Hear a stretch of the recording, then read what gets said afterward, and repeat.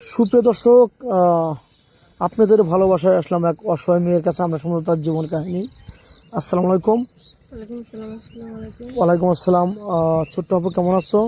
আছি, আপনাদের দোয়ায় মোটামুটি ভালো। আপনারা কেমন আছেন? আল্লাহ তাআলা খুব ভালো লাগছে। যাই হোক, তোমার পরিচয়টা একটু বলবা, তোমার নামটা বলবা একটু। আমার নাম মোসাম্মদ বৃষ্টি খাতুন, বাড়ি টাঙ্গাইল বাবু। মা বাবা কেউ নাই। ও, মা বাবা কেউ নাই। না। তুমি মানুষ হচ্ছে কার কাছে আরেকবার বলো তো? সৎ চাচা চাচির কাছে মানুষ হয়েছি। ও, চাচা চাচির কাছে তুমি মানুষ। হ্যাঁ, সৎ। ও আচ্ছা, যাই হোক, এখন তাদের বাড়িতে আছো নাকি? হ্যাঁ, তাদের বাড়িতে আছি। আচ্ছা, তুমি লাল টুকটুকে শাড়ি পরেছো, তার কারণটা কি একটু জানতে পারি? লাল টুকটুকে শাড়ি পরেছি ভাইয়া, দুঃখের একটা কথা। আমার আজকে দেখতে আসছিল, বিয়ে তুলে নিয়ে যাবে। আচ্ছা কষ্ট করে আমার চাচা ধার দূর করে টাকা ম্যানেজ করে বিয়ের আয়োজন করছে। খানা খাওয়ার পরে তারা আবদার করছে একটা বাইক।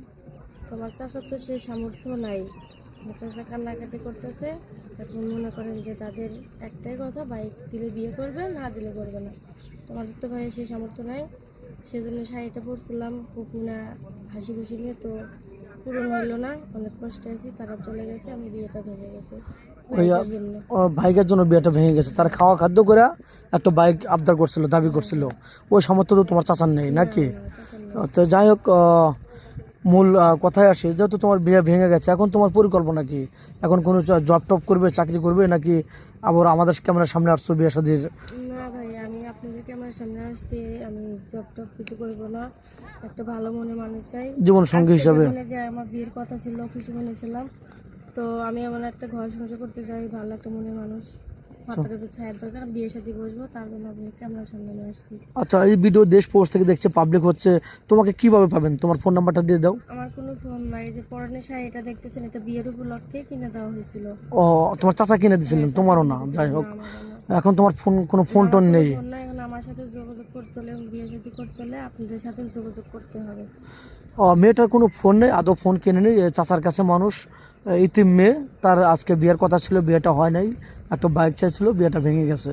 তো যাই হোক, আমাদের নাম্বার দেওয়া থাকবে, মানে ইউটিউব চ্যানেল কর্তৃপক্ষের নাম্বার দেওয়া থাকবে। কেউ ভিডিও কল দেবেন না, ভিডিও কল দিলে ব্লক করতে বাধ্য হব। তো যাই হোক, নেক্সটে আসি। এই ভিডিও দেখে যদি কোনো প্রবাসী ভাই তোমাকে বিয়ে করতে চান, সে একটা বিয়ে করেছিল, তার ওয়াইফ চলে গেছে বা মারা গেছে, বা দুটো বিয়ে করেছিল, অ্যাক্সিডেন্ট হয়েছিল, যাই হোক, ওরকম ম্যান হলে কি তুমি বিয়ে বসবে? হ্যাঁ, ওরকম হলেও চলবে, বয়স বেশি হলেও চলবে, সমস্যা নাই। শুধু আমি একটা ভালো মনে মানুষ চাই। কারণ তাকে যেন সারাজন ভালোবাসা দিতে পারি, সে আমায় দিতে পারে। আর তার ঘরে যাবো লাল শাড়ি পরে, আসবো সাদা শাড়ি পরে বের হয়ে। সত্যি বলছো তো? হ্যাঁ, সত্যি বলতেছি। তুমি তো মুসলমান। আমি মুসলমানের বাচ্চা, সত্যি বলতেছি। আচ্ছা, নামাজ কালাম তো পড়া হয়? হ্যাঁ, ইনশাল্লাহ নামাজ পড়ি, কোরআন শরীফ পড়ি আপনাদের দোয়ায়।